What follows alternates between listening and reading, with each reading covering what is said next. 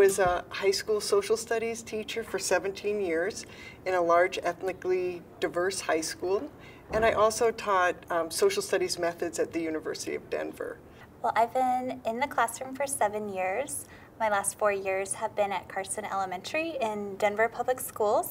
I have served in various levels in education. I have been a substitute teacher, a classroom teacher in math and social studies for 4 years, assistant principal for 5 years in a middle school and a high school. I started in education 11 years ago. I started with Denver Public Schools teaching in a middle school classroom.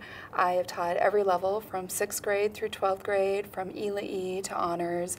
I've even taught an after-school GED program. For the last 4 years, I've been teaching various levels of high school math in New York City, from 9th grade algebra to AP calculus. So I am a science teacher in the district. I've been doing that for 7 years, and really the thing that I liked the most about teaching science was seeing students really pick up their levels of critical thinking and problem solving, and really putting all the other pieces of education into practice. I've been a teacher for 14 years in Colorado and in Europe, and what inspires me as a teacher and as a learner is just that continual learning process. I love to watch it in students, and I love to see it and be a part of it as part of a staff at a school. Yeah, as a 6th through 12th grade English and drama teacher, I really cherished the experiences when I was able to sit with my colleagues and talk about each and every student in my classroom. I've been lucky enough in my career to have some really meaningful feedback that led to me reflecting and transforming the way that I taught, and I want to be able to share that with other teachers. I've had days where my lesson goes perfectly and students get so much out of it, and I've had those days where things aren't going so well and things need to change at the spur of the moment.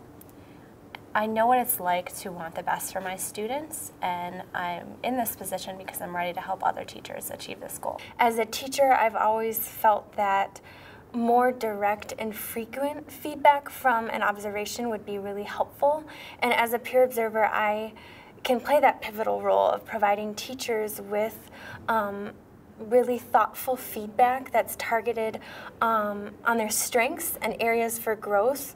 My experience in multiple levels has always brought me back to the foundation of our profession, which is really the classroom teacher. And my goal, my own personal goals, has been to provide teachers with frequent and constructive feedback that would help them improve their practice.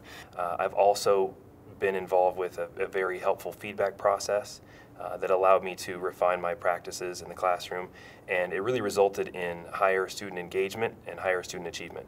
So when I look back at my career, I realize that over the years, all these different experiences and all these skills that I've gained in one way or another have led me to this role of peer observer. I am a peer observer because this role requires collaboration between two teachers, and I really envision this as a conversation between educators, myself and the teacher that I observe. I am a peer observer because I am a trusted colleague with a sincere focus on the achievement of teachers and their students. I've seen the connection that DPS is making between teacher evaluations and the support for professional development for the growth of teachers. And I am proud to be a part of both teams, and I am excited to get into the classrooms and become that support that teachers need and help guide them to professional development so they can grow and their students can grow.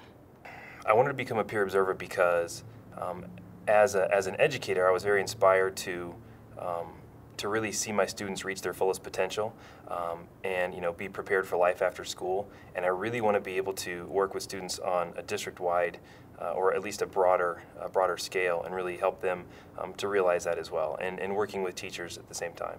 I'm a peer observer because I highly respect the teaching profession, but I want other people who observe our profession to also have that same respect. And I'm a peer observer because I'm a teacher. I'm a peer observer to provide just-in-time feedback to my colleagues.